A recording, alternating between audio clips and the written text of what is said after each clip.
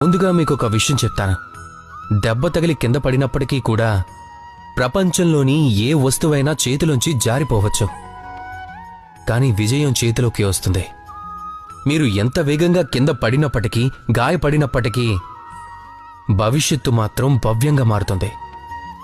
ఈ దెబ్బలే, ఈ వైఫల్యాలే, ఈ కష్టాలన్నీ కూడా అగ్ని బంగారాన్ని ఎలా మలుస్తుందో అలాగే మనల్ని కూడా మలుస్తుంది.